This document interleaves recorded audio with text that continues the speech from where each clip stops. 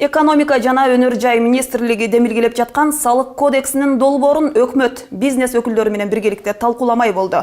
Бул боюнча Жогорку Кеңештин Өлүгү Прогресс фракциясынын отурумунда айтылды. Талкууга коюлган салык кодексине кандай өзгөртүүлөр киргизилет? Теманы кабарчыбыз улантат.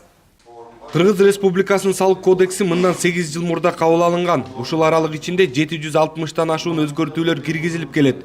Бул жолку өзгөртүү демилгеси 2015 жылы сунушталып, аны талкуулоо үчүн атайын жумушчу топ түзүлгөн. Фискалдык саясаттын 2015-2026 жылдын негизинде салык кодексине өзгөртүү киргизүү деп каралган элечи. Ал өзгөртүүлөрдүн баардыгын топтогондон кийин бул топтоолор баардыгы ошо кодекстин 50%дан көбү өзгөртүлүп кетти.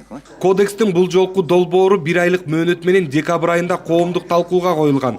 Бирок бизнес өкүлдөрү менен атайын талкуулоо болгон эмес. Ошол себептүү бириккен ишкерлер тобу парламенттик фракцияларга кайрылуу жолдошкон.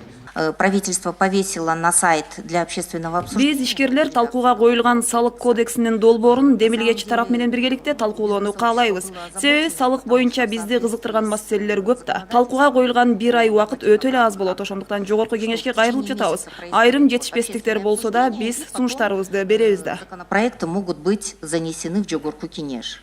Кодекстин долбоорунда ишкерчилик чөйрөгө байланышкан бир катар маселелер бар экендигин фракция лидери да белгилейт.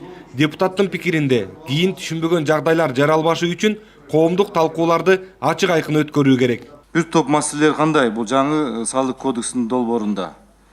Бул жерде биринчи бул концепциясы жок экен. Экинчиси АРВ жок экен.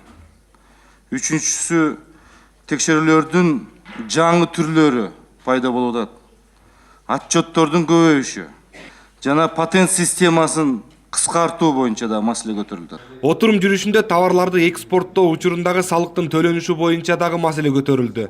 Кыргызстандан Кытайга ташылып жаткан алтын алынуучу концентраттарга салыктын өзгөрүшүнө депутаттар кызыкты. Биз жакта анын концентраты мисалы составында канча алтын бар же кандай бар, бизде аны кагаз жүзүндө эми айтып коюшат, бирок мындай лабораторный исследование кылыш өтө оор. Андан канча алтын чыгып атат.